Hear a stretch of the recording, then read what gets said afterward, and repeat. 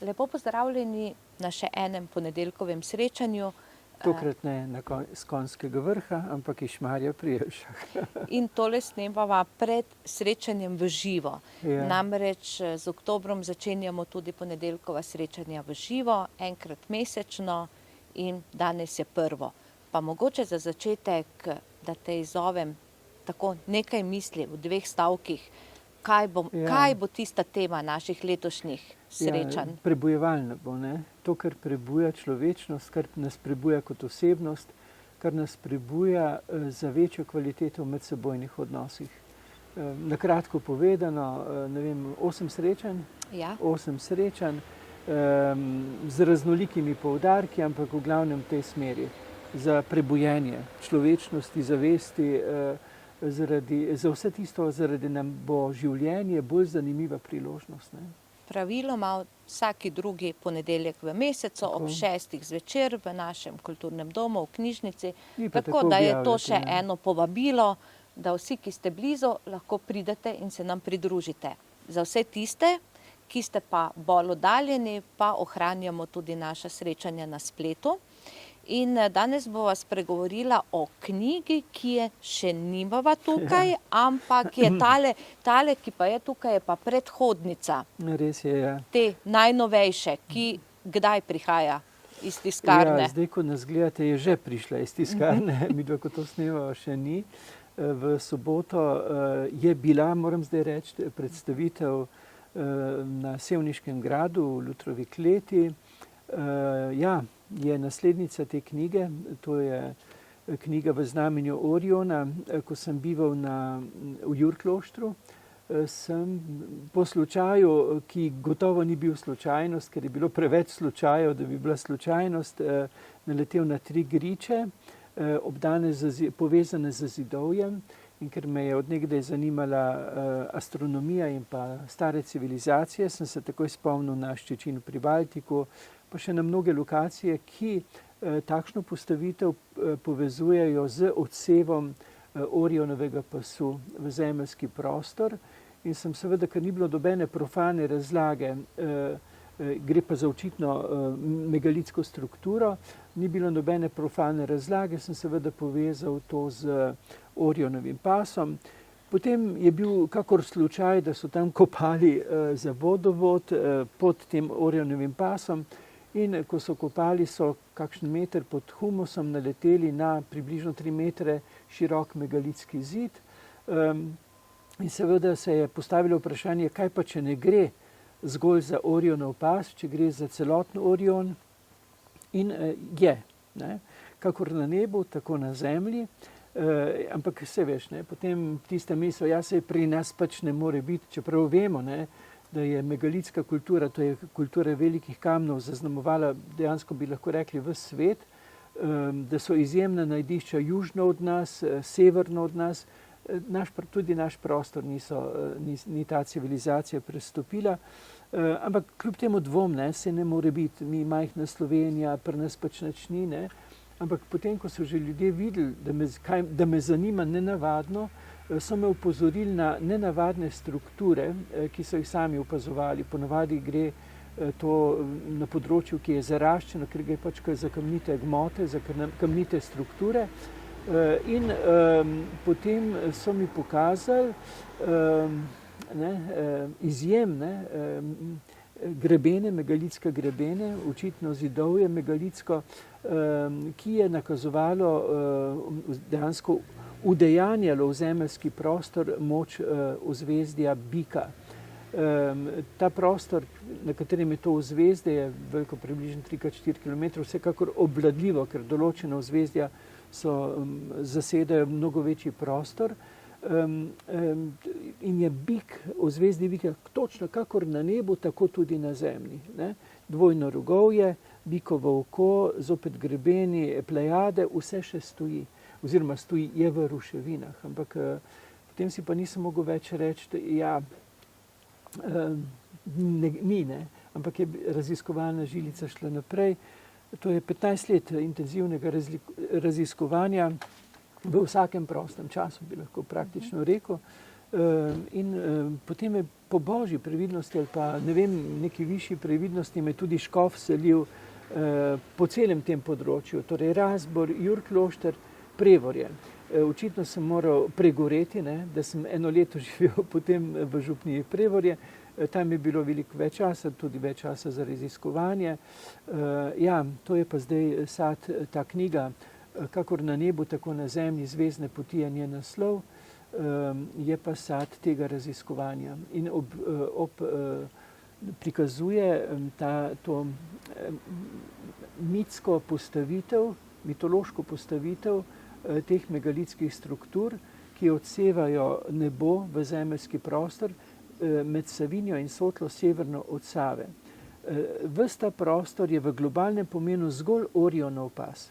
Ker je pa Orionov pas stičišče med nebesnim trikotnikom in zemeljskim, pravzaprav nebesni trikot dejansko vnaša božji delček v osrednji zvezdi Orionovega pasu v zemeljsko polariziranost, kjer je stičišče, je pa svetišče. Zato so v ta prostor Orionovega pasu v globalnem pomenu umestili kot nek minimundus vsa praktično ozvezdja, ki se vidijo na našem nočnem nebu.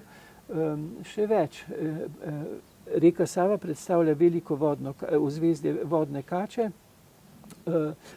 Označena so tudi zvezdne pozicije, ki se z našega področja ne vidijo, bi morali iti južneje od nas, recimo Feniks, Žerjav, kar kaže, da je bila ta megalitska civilizacija bi rekel, visoko razvita, med seboj tudi povezana. In urednica te knjige, Kakor na nebu, tako na zemlji, zvezdne poti, je Vesna Žvegla, poznavalka starih kultur, in ona je tudi sama na terenu videla, da vsekakor ne gre za neko civilizacijo, kot jo prikazujemo, z bakrenim železnim orodjem obdeljuje granit. Če ima baker recimo trdnost 2, ima granit recimo 9, kako boš ti z dejansko deščico obdeloval to kovino? To nam še vedno prikazujejo, kako so na klocnih vlekli tiste kamnite bloke, kar je dejansko nemogoče. Ampak to je ta želja, da smo mi vrhunec, vse ostalo je pa bolj nazadnjaško. Ne. Mi ne znamo misliti, kot so mislili oni niso mislili tako kot jaz, so bili pa očitno povezani veliko bolj s temi močmi stvarstva. In kot mi je rekla Fani Okić, ki je še pred smrtjo napisala in je objavljen njen tekst v tej knjigi, je rekla, da je vse temeljino na razmerjih in frekvenci, tako je povedala njena prednica, ki je bila svečenica, inkovska svečenica. In ta knjiga druga je tudi nastajala kar nekaj časa. Ja, to je bilo garanje. To je bilo garanje. Sam pri meni je tako, mnoge stvari me zanimajo. In to je bilo eno izmed področji, ki me zanima. Vmes so nastajale seveda še druga dela, ampak sporedno pa vedno to teklo. Ko sem se intenzivno ukvarjal s pisanjem recimo kakšne druge knjige, kakšne druge tematike, sem si za oddih vzel te raziskovalne poti, to odkrivanje, ker je bilo na nek način alternativa. Kapela, štala in pa zvezdne poti, dobra kombinacija. Kapela nebo, štala hlev, zemlja in pa seveda to odkrivanje, ki je bilo res garanje. Se boste videli, tu v tej knjigi so prikazane zemeljske lokacije približno 60 ozvezdij. Vsako ozvezdje ima pa veliko teh lokacij. Potem, ker so postavljena ozvezdja, ozvezdje stoji tako, kot je na nebu, tudi na zemlji. Vendar pa je postavljen v nek mitološki odnos. Zelo zanimiva je postavitev ozvezdij v mitološko sporočilo ladje Argo, premik zodiakalnih znamenj. Zelo zanimivo so postavljene ozvezdja v sporočilo odnos moški-ženska, na področju moške, globalnem pomenu zvezdne pozicije sta Kefej, Persej, Kasiopeja, v ženski je devica, Tehtnica, Svet dvojnosti in Kentaver, zelo zanimivo. Mislim, to je postavitev, ki ti da razmišljati, odpira miselne horizonte. In pa osrednja je pa Herkul Lira v enosti, zraven pa Labod. Torej, zame v izhodišču je bilo, jaz sem mogel videti kamne, kamnite strukture. Mnogokrat sem si moral pomagati tudi preko satelita, ker recimo v zvezdi bika je razvidno, je obvladljivo vizualno. Drugo pa sem si mogel pomagati tudi preko satelita, zelo razvidne megalitski krogi. V knjigi bo prikazano, ne? In to megalitski krog razsežnosti, recimo kilometer, da ne vem natančno. Potem zelo zanimiv je ozvezdje malega medveda, ker je zvezda Severnica. In ker se zvezda Severnica premika, ne, zemeljsko os v 26 000 letih zarotira, so tudi svetišče, stalnice na nebu premikali. In vidiš preko satelita, ne, krog, ker svetišča so ponovadi v obliki kroga, krog, kakor se je premikala stalnica na nebu, so premikali svetišča po zemeljski poziciji, ampak na podlagi tega se da tudi ta kultura v našem prostoru datirati. Ampak ta knjiga, kakor na nebu, tako na zemlji, Zvezdne poti, je dejansko predhodnica, ker je bil interes tako velik, da objavim načrte čim prej, so z, bi rekel, minimalnim pojasnevalnim tekstom, en tekst je malce širši, so načrti dani vnaprej, knjiga, ki bo pa pojasnevala marsikaj, bo pa temu sledila, ampak zato me čaka še 2-3 leta pisanja. Upam, Bog daj, da bi bila do takrat končana. Vsekakor pa na predstavitvah boš kaj pojasnil. Ja, bom pojasnil, recimo, veš kaj, preveč povedati naenkrat je lahko šokantno, ne? Ker mi si predstavljamo, da so to bili pač neki zaostali narodi, zato je boljše v knjigi pojasniti. Tudi tukaj pojasnim, recimo, skrivnost Svetega Grala v Orionovem pasu Parsifala in še marsikaj. To pojasnim, ampak to moraš ti pisati. Kratki, poenostavljeni odgovori niso dobri. Zato bo treba pisati knjigo in tudi brati, ne? Da bomo vstopili v zakonitosti povezovanja neba in zemlje teh starih kultur, kar je zelo zanimivo, ne? Da bo zdaj prva knjiga je že, ne, ko vi to gledate, je že izdana pri založbi Sanje, tam v knjižnicah jo boste gotovo imeli, lahko pa tudi na založbi Sanje naročite.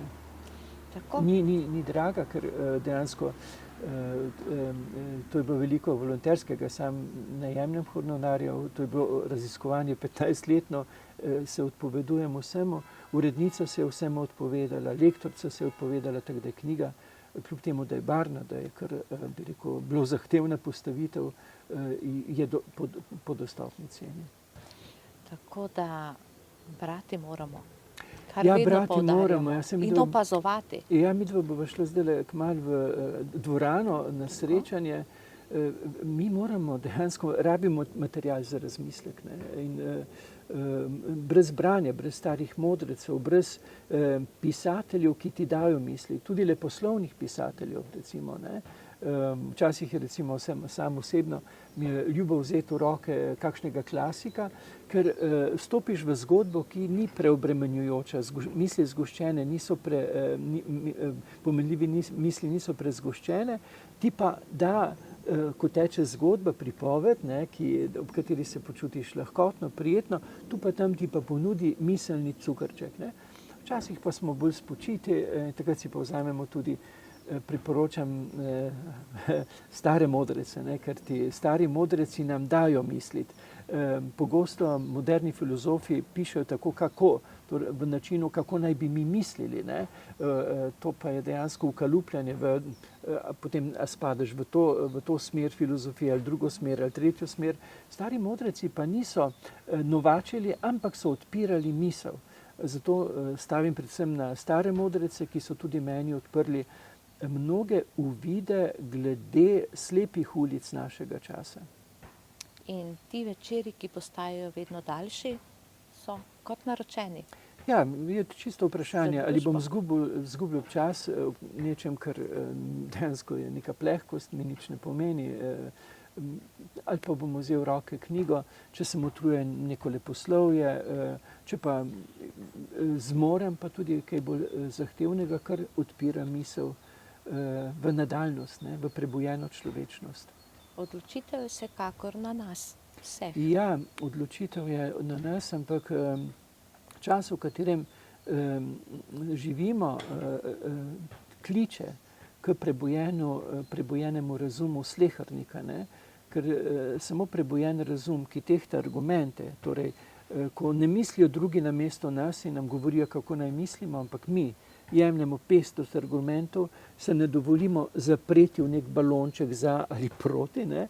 Ampak jemljemo argumente, uporabljamo lastni razum, samo to je pa tudi garant za osebno človekovo svobodo. Sicer nismo svobodni, je svoboda navidezna, ker nas vodi interes tistih, ki nam govorijo, kako naj pravilno mislimo. Pravilno pa je uporabljati svoj razum.